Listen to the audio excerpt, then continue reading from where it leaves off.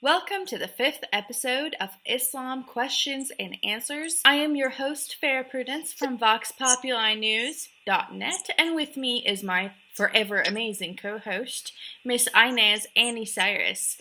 On this episode, we're going to answer 3 questions. We're going to try and keep the time down, but we're also going to answer the questions as best as we can. These questions are more cultural questions, so it'll be a fun, different episode. Annie, are you ready to tackle some of these?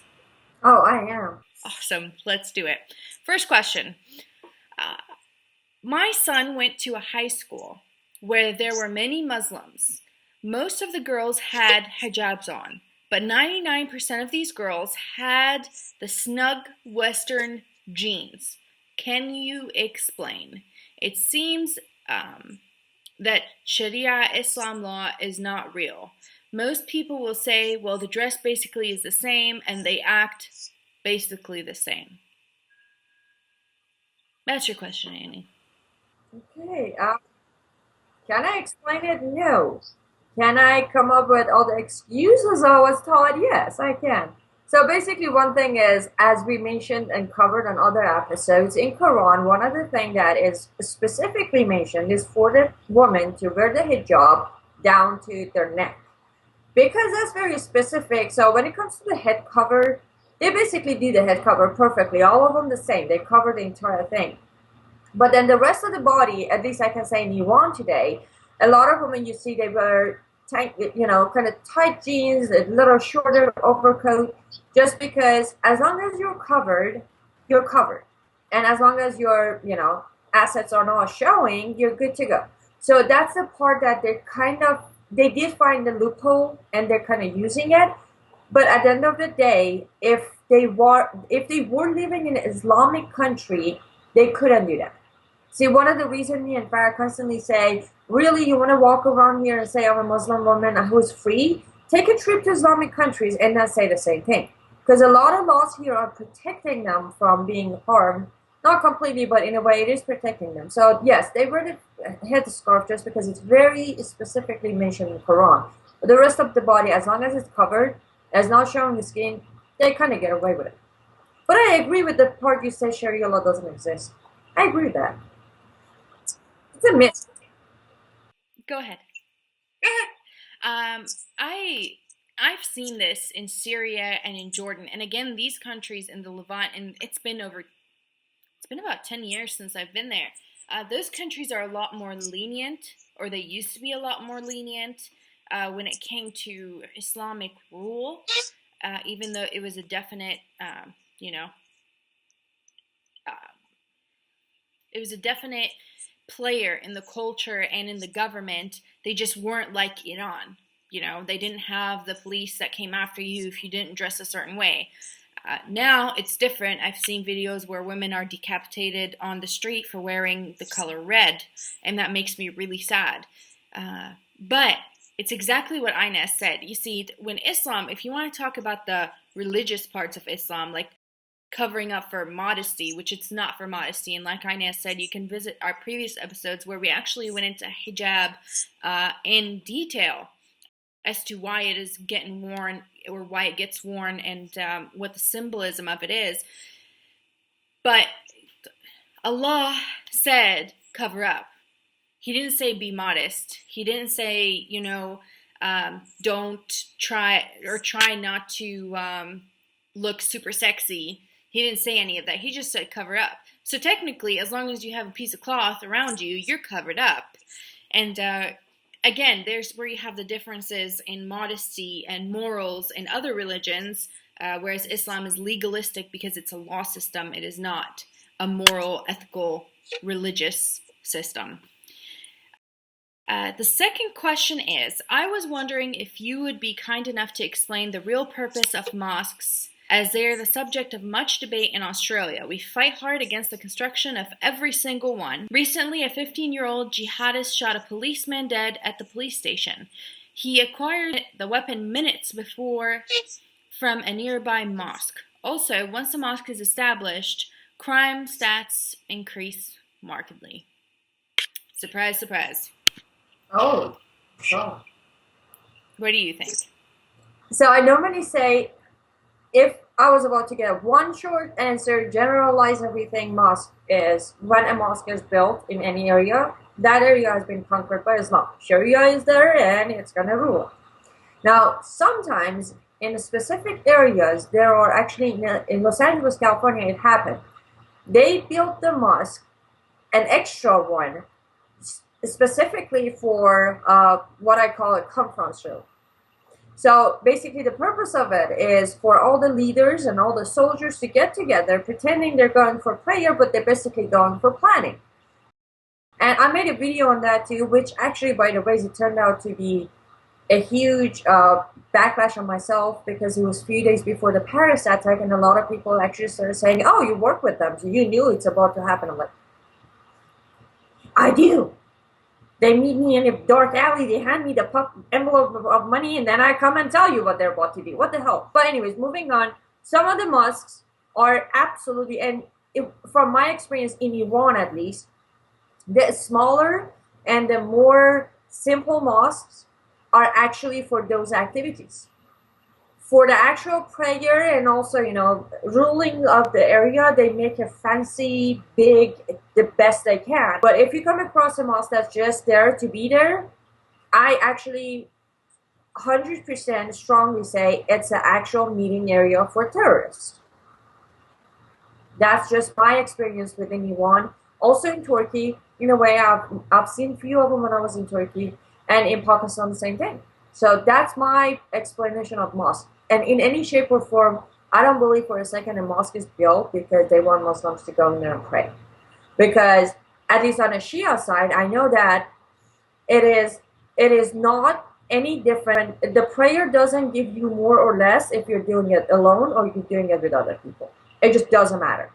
So there's no actual meaning behind, empowering your prayer or getting a better energy out of it or anything like that. No. All of them are basically just to show power. But I don't know, what about you, Fred? I'm with you. I really can't add anything else to that. It's the same thing. When a mosque comes into an area, understand Sharia is officially there. Now, prior to a mosque coming into an area, I think this is something important. There is a mosque there before the mosque is actually built. They start with houses where they meet, and they do their prayers and their whatever else it is that they talk about in these meetings.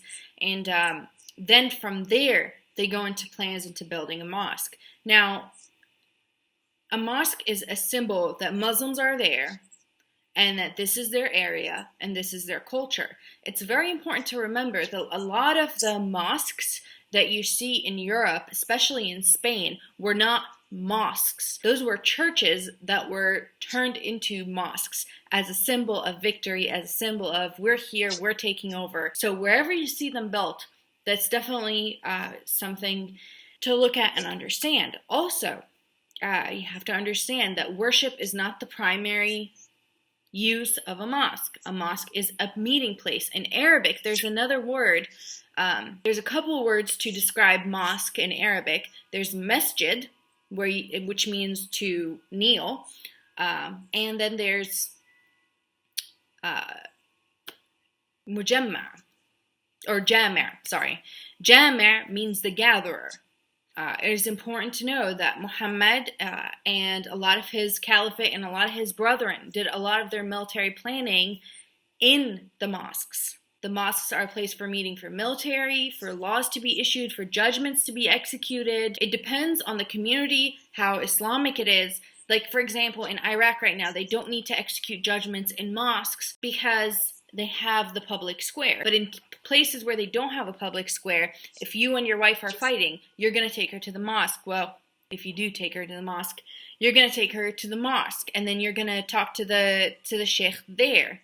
And then he's going to give you his judgment, and you may carry out there, you may carry it out in your house. But a mosque is not like a church at all. Do not equate a mosque to a church, to a synagogue, to, I don't know what other names there are. Those are not the same, period. But I don't live in an area where there's a mosque within probably a good 100 miles. And I find that awful noise that they make 5 times a day to be extremely disturbing. That's it. Do you live by a mosque? I doubt you do. No. Oh no. Yeah, that's like actually part of my house checking list because I bought my house, and in that area, I I'm serious. You know how people say like 3 bedrooms, 2 bathrooms. Mine was first thing, mosque, Muslim population. Okay, I go by minorities. Well, not really necessarily minorities, but wherever there's no huge multicultural system, that's where I feel the most comfortable. This is my life. Third question. I have been curious to know what the regular, not politicians or religious zealots folks in the Middle East think of regular Americans. Again, not politicians. What do you think can be done to help both groups of people to be more understanding and accepting of one another? So the first question is, how do they feel about American people in Iran? Oh, I have answered that before a few times.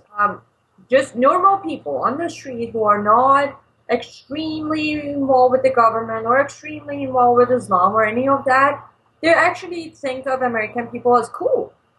And the main reason for it actually is because they say Americans have cool music, and Iran has a huge history in music, so we're all like in love with music.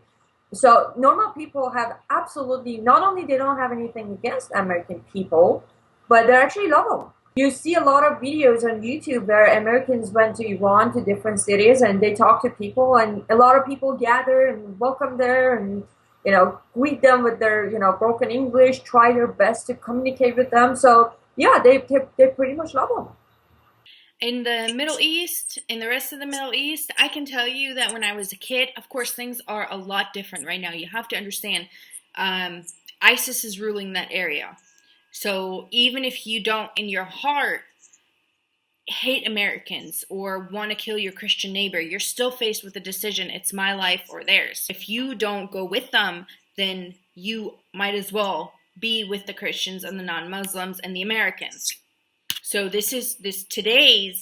what's going on today is a completely different story than what I'm about to tell you. When I was a kid and I was in the Middle East, it was really cool to be American. People dressed like Americans. People used American products, McDonald's, KFC, Coca-Cola, Pepsi, all of that. You always had the actual real devout Muslims who, I don't know if you've ever heard this, Aynaz, but they used to say, boycott Pepsi, because Pepsi means pay every penny to support Israel. They used to actually put this out in schools, and I used to laugh about it, but now that I think about it, there has been a movement for a very long time to push to support what ISIS is doing right now. Like my generation of people, I have cousins that are my age that are in the Middle East, are completely brainwashed right now. And they're not the people I sometimes maybe Facebook stalked them in the past to see if maybe I could talk to them.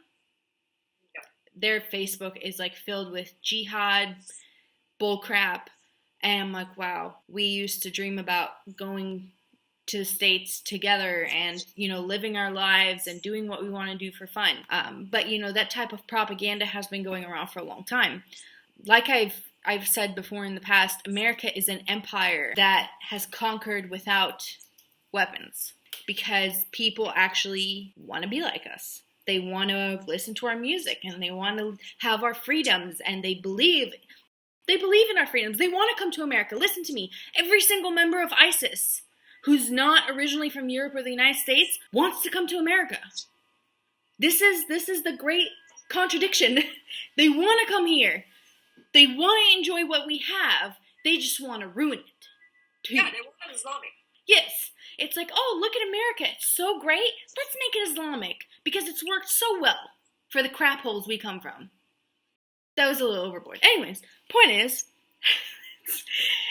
this is something that my dad did. He was always like, I can't wait to go back to the West, and I love the West, and I love Americans, and he dressed like Americans. But he was also donating money to jihadis in Russia, and, to mosques and everything else, even though he never went and actually prayed in a mosque. But except for occasionally, maybe on Eid, that's the holiday. Maybe on the Eid he showed up and prayed, but that's it. The Yes. what? So if you have that on Sunni, but in Shia side, here's what when you say donated money to them, it's like if you die and you have a lot of prayer owed for whatever reason, you missed a lot of prayer or even a little bit of prayer, fasting, anything like that, your kids or whomever is left of you, um, I don't even, what's the word that, I know there's a word for it, but whatever. Anyways, people who are, your family, they can, there's a calculation for it by today's money that they can actually pay as a cost for those missing pieces and you're forgiven. Now, in a real life, like when you're alive, if you miss going to mosque or doing your prayer, you can donate to the cause of Allah. And that, so maybe that's what your dad was doing, he was paying them. So Maybe I've never heard of that before. Um, I've never heard of that before, but maybe I don't put it past them. I know that they do zakah on behalf of a dead person. But is it guaranteed that they will be forgiven? No. By the way, we should really discuss the torment in the grave. We should really discuss that. People will, jaw, floor, automatic. Nobody, just a small snippet of this, nobody's actually forgiven to the point of no punishment in Islam. The only person in the entire world who was ever allowed to skip over what is called the grave punishment, or actually it's called torture of the grave, is the literal translation of it, is Muhammad. Oh, what a great one. That's it. Everybody else has to go through the torture of the grave. Anyways, the second part of this question was, what do you think can be done to help both groups of people to be more understanding and accepting of one another?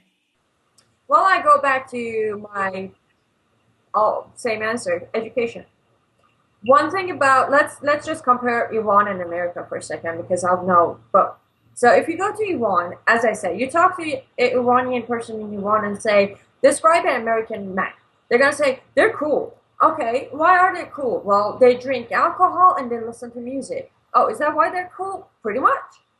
They can't go beyond that because they don't know anything just because a country is blocking every possible access to educate people about American culture. So since they don't know the culture, they go with what they see on movies. Oh, they carry a gun, they drink alcohol, and they listen to cool music. Now, you talk about American women, without a doubt, every single person is going to say, they're blonde. It's a hot thing. Okay, anything beyond that? No. So they need to be educated. Because here's how I started falling in love with American culture. When I got here, that's all I knew. Okay, believe it or not, on my way here from Turkey, which was a long flight, I had to go from Turkey to Germany, from Germany to Miami. I had to stay there overnight and then fly to my original place, which, by the way, I went to Chicago. So that's where everything was issued. So with the entire time, here's what I'm thinking. I'm like 18 years and a couple of months. So I'm like, I need to save some money and go dye my hair blonde. That was it. That was all I could think of because I will fit in if I'm not blonde. And to this day, I actually never went blonde because it just doesn't work with the, skin color. That was the mentality of me getting here. Now, educating myself, getting to know them, I forgot about that part completely. I started falling in love with everything else that I didn't know about, right? The compassion. There's a lot of compassion within American culture, and I love that because that's actually very close to our culture. Persian culture is all about loving, caring, compassion. You see, if that comparison was to be made between Americans and Iranians, they would easily start liking each other a lot more.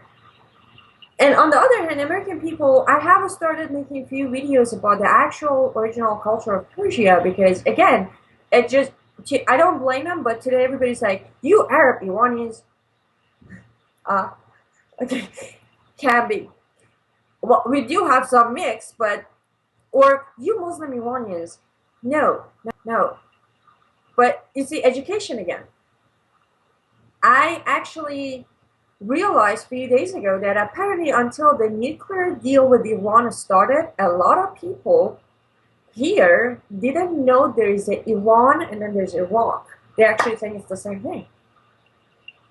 So that's again education, education. The more, and it's fun to learn other cultures. You know, it's not. I mean, I'm not saying sit and read the Quran, torture your mind. Reading, culture. You can go on Google and Google Persia. There's a huge amount of research material there that you can just read and get to know the country, the culture, and all that. So I'm not gonna just keep, I can keep going. I can keep going when it comes to that. But I would say the answer is education. We need to educate ourselves on all different cultures because it's not about religion. That question is not about religion. It's about culture. Now, because of Islamic government in Iran, they have twisted everything about American culture. They have. But if anybody could educate themselves in the reality of it, then they could just ignore what government is telling them. So, would you say let's talk about Iran exactly, with the Islamic rule on Iran, is there a way, and I want to use the exact words of the question, is there a way that Islamic Iran, Islamic Khomeini could be more understanding and accepting of Americans in the West, or anybody who follows him in Iran, which is it's a good part of the population that is Islamic. Is there any way, without taking that Islam elephant out of the room, is there any way that Islamic Iran can accept and understand Western culture? No. Reason. One, you can't take that Islamic elephant out of the room.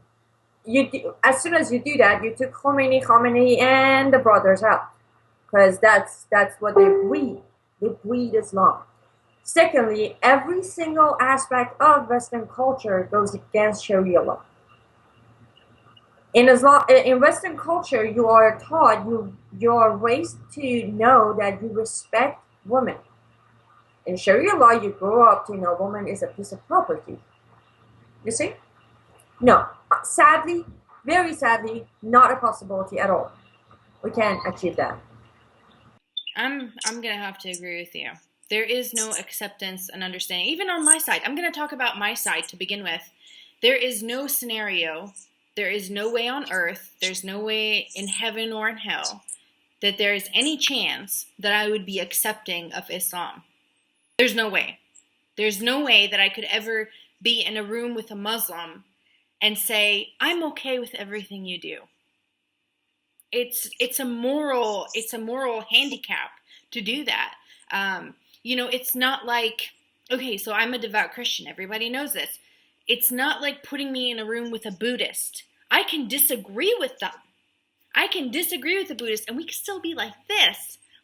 We could be like, everybody knows Aynaz. Nobody knows whatever she has going on with her faith or lack thereof. But her and I are like this.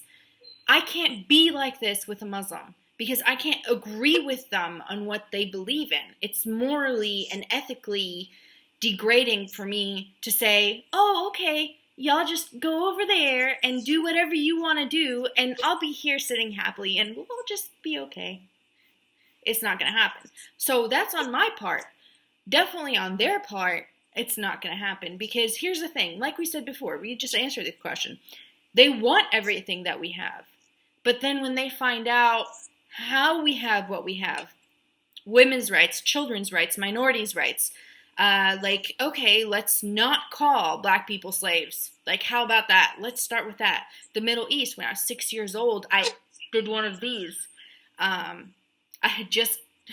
was just fresh out of the United States, and there's not a huge population of black people, and a Sudanese guy was walking across the street, and my dad's sister cross the street from him so she doesn't have to walk on the same side. And I said, why do we cross the street? We need to be on the other side. And she said, in Arabic, she said, La abid ma bidna nimshi jambo, which means, no, if it's a slave, we're not going to walk next to him. And he's not a slave, but they still dub them slaves because it's part of the flipping thing of Islam.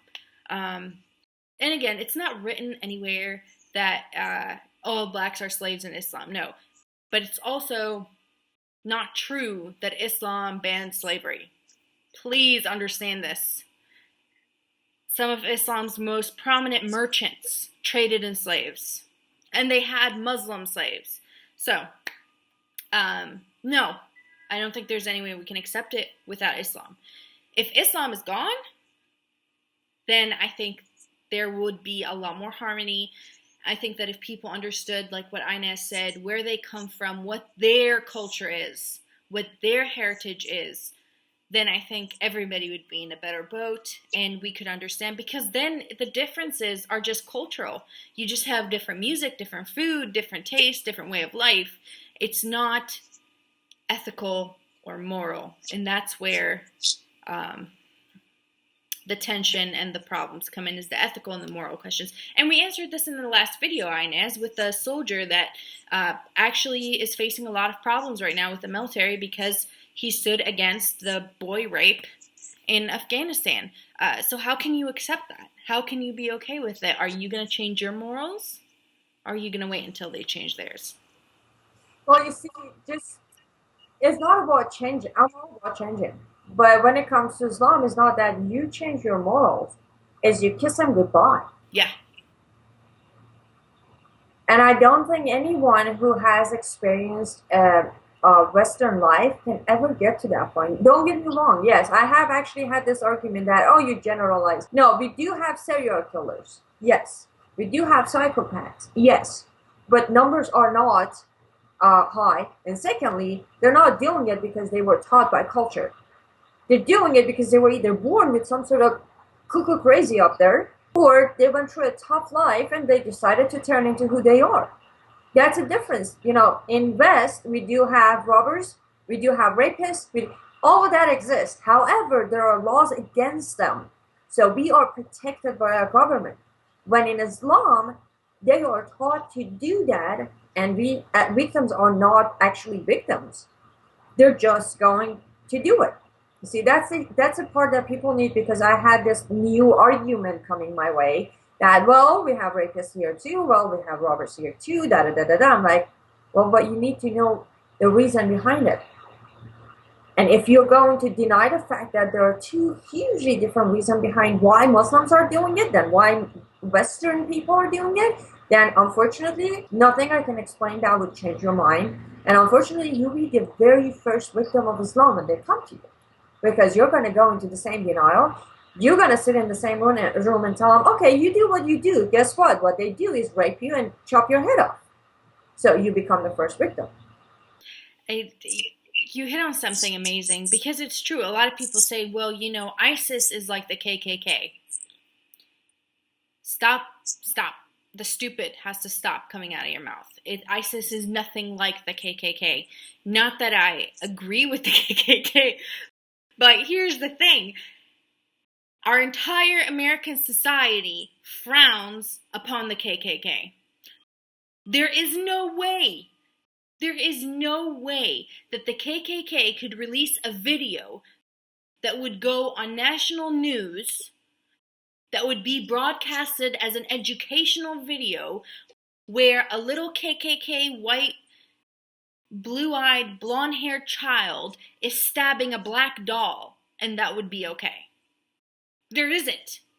There's no way that that would be done in the middle of a schoolyard and people would be taking pictures and saying, oh, look how cute little Tommy is, whatever the name is. There is a huge difference. We call the rapists and the psychopaths, and we lock them up in jail, or we put them in a mental ward. We don't celebrate them. We don't throw parties when our kid straps bombs on themselves and goes and blows something up. There's a huge difference.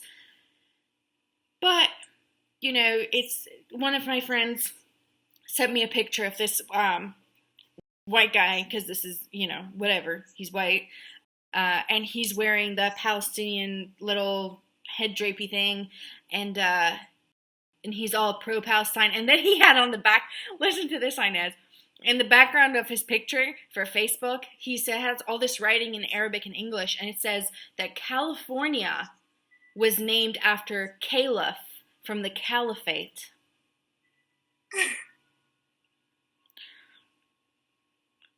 Just when I thought that I've heard all of the stupid that could come out of people's mouths. Don't ever think that. California is Islamic because it comes from the word caliphate. Wow. Just because it sounds the same, it doesn't mean the same. Mm-hmm. Yeah. You see, it goes back to what? Education. Educate yourself.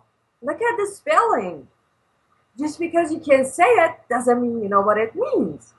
Oh. It is education, and that's a huge part of it, because if I could ask anything of Westerners, even though I consider myself a Westerner, stop blaming yourself. You are not the root of all evil in the world. You did not cause chaos in the Middle East.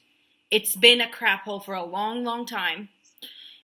It's been wars for a very, very long time, long before America was even a thought. 1,400 years ago, the Muslims were still killing people, and America and England, and none of them had anything to do with it. None of them, period. So stop demonizing yourselves, stop blaming yourself, and stop with the white guilt crap. It's getting old. Let them take responsibility for what they do. They're the people that are pulling their daughters out of schools. So they say they're not educated because the white man colonized. No. When the white man colonized, they built schools. They tried to get girls into schools. They built hospitals. Did they make a lot of mistakes? Yes, they did. But at the end of the day, Islam is to blame for the disaster that's in the Middle East. We've made mistakes as Americans. But again, terrorism is not our fault, because Muslims were hijacking our ships when we were just beginning to be a country. They were, the Muslim Somali pirates were here 300 years ago, before we were even a country. I don't know, but Iran. Iran was a beautiful, huge, massive empire that excelled in music and food and culture. And yeah, they did a lot of wars, but it was an amazing, amazing empire. Before Islam came over and took over, and very recently, actually, up until the Shah, when you had the Shah in Iran, correct me if I'm wrong, Inez, people were pretty free to dress the way they want, go to school, you had women in colleges, right?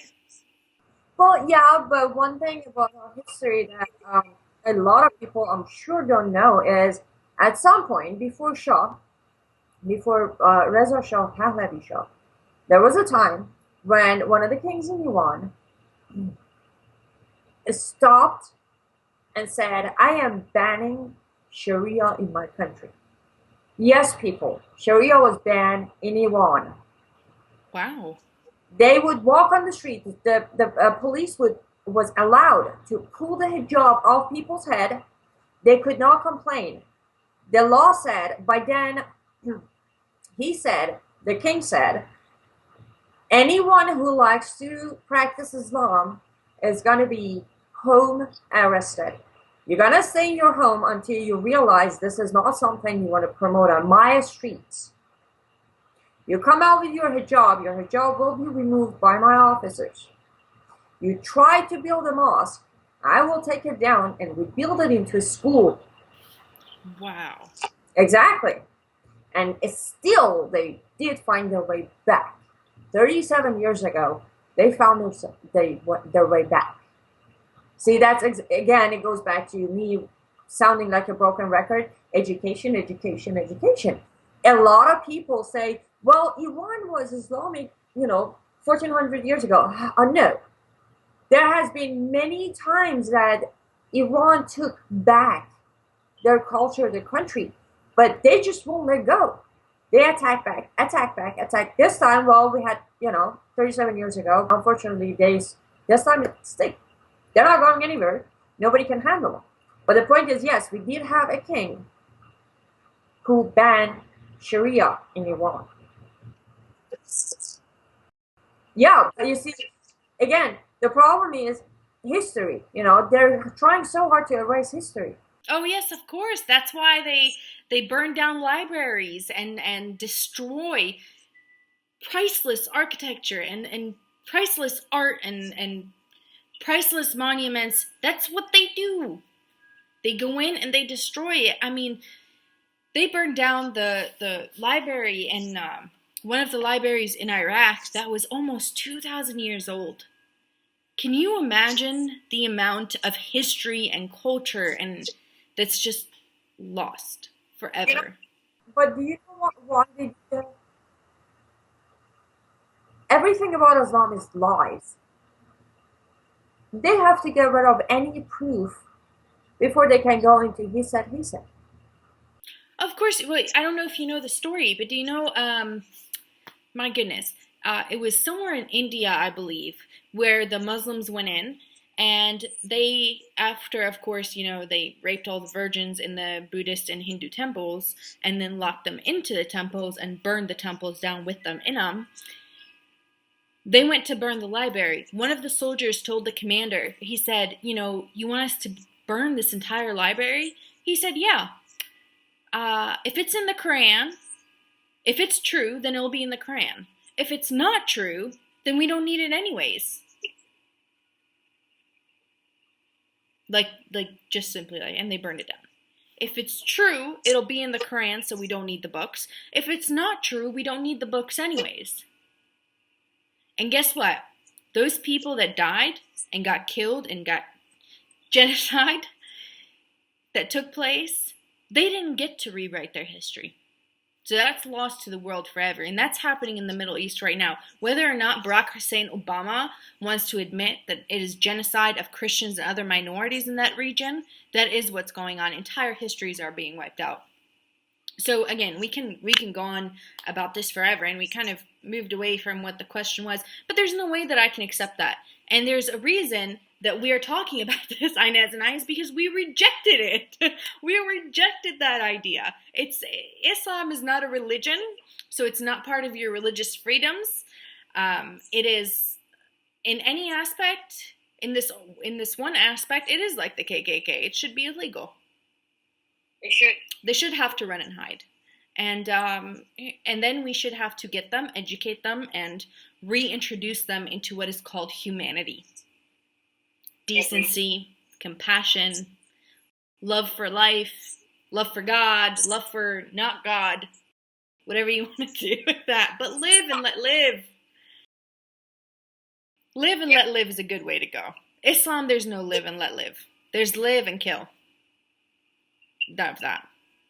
Well, this has been quite the episode. Every time I think it's going to be a nice, simple, short and sweet episode, Aynaz and I get to talking, and then it's, oh, did you know this, and did you know that, and did you hear this, and did you hear that? Hopefully you guys feel the same way, and you enjoy our talks as much as we enjoy our talks. Believe it or not, we talk way before the video starts, and way before it finishes. And we never discuss the questions before we put them on here. So all of our talks are completely separate from what goes on over here. We absolutely love doing these videos, and we could use all the help that we can get. So if you can donate your time, if you could donate your talent, if you can volunteer some of your resources, whether that's monetary or otherwise, please do so. You can go to voxpopuli.news.net. It is right here, voxpopuli.news.net, or you can go to the Live Up to Freedom site that Aynaz has, and you can donate through PayPal. Unfortunately, listen, we are not a 501c3, but Aynaz has some kick-ass stuff on her website. I love the t-shirts, hoodies, everything and anything you could possibly like. I love the blue t-shirt that has the Star of David, I wonder why, and it has Jewish Lives Matter, Absolutely love that. I think she actually just made it for me, but I'm gonna keep that to myself. Don't deny it, Inez. I love that t-shirt. It's beautiful. But anyways, check it out. The stuff is super cool. The link is right here. I'm also gonna put a link in the description so you can just click on it.